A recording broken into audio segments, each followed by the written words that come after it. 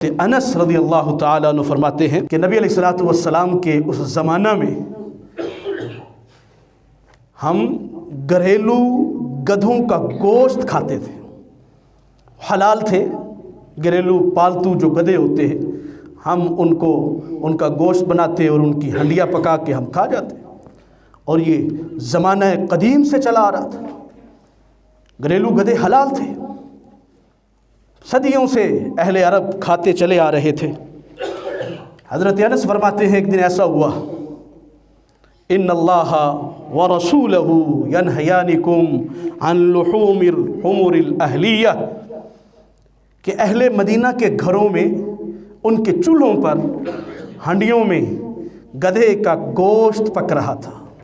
لوگ پکا رہے تھے، ہنڈیاں تیار ہو رہی تھی، جوش مار رہی تھی، گوشت تیار ہو رہا تھا۔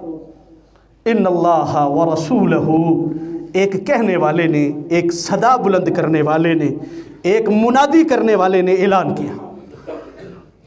کیا کہ ان اللہ ورسولہ ینہیانکم عن لحوم الحمر الاہلیہ، آج کے بعد اللہ اور اس کا رسول گھریلو گدھوں کے گوشت کو حرام قرار دیتا ہے۔ صرف ایک صدا، صرف ایک آواز صحابہ کرام کے کانوں میں پڑی۔ نبی علیہ الصلوۃ والسلام کے دور کے مسلمان، باہر گلی سے ایک آواز آتی ہے، ان اللہ ورسولہ ینہیانکم عن لحوم الحمر الاہلیہ، کہ گھریلو گدھوں کا گوشت حرام ہے۔ اللہ اکبر، فاکفیت القدور۔ حضرت انس فرماتے ہیں اگلے ہی لمحے ہم نے کیا دیکھا کہ تمام ہنڈیاں الٹ دی گئیں، حالانکہ وہ گدھوں کے گوشت سے جوش مار رہی تھی، بھری ہوئی تھی۔ اگلے ہی لمحے حضرات صحابہ نے اپنے گھروں کے چولہوں سے ہنڈیاں اٹھائیں اور جا کر کے مدینہ کی گلیوں میں بہا دی۔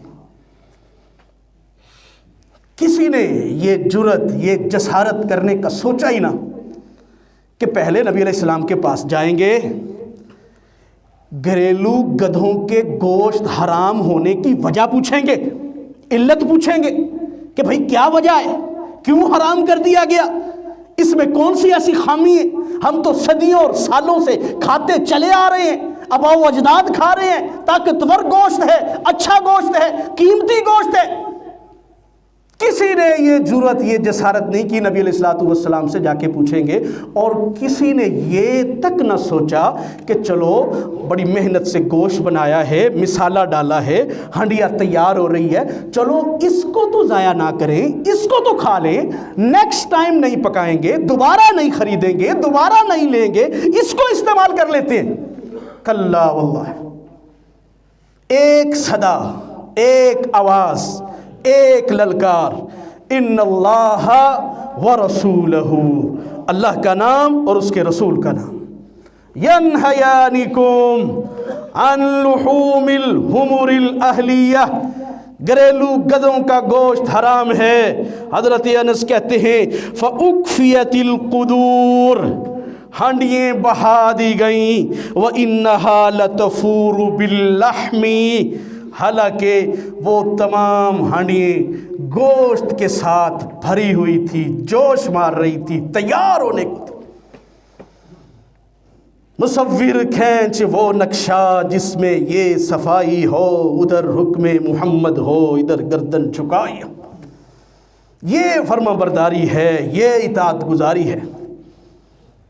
آج ایک ہی مسئلے پر بیسیوں احادیث، بیسیوں روایات، بیسیوں فرامین، بیسیوں آیات ہم سنتے ہیں، سمجھتے ہیں، جانتے ہیں، بوجھتے ہیں، لیکن فرما برداری، اطاعت گزاری میں بالکل نیچے ہوتے چلے جا رہے ہیں۔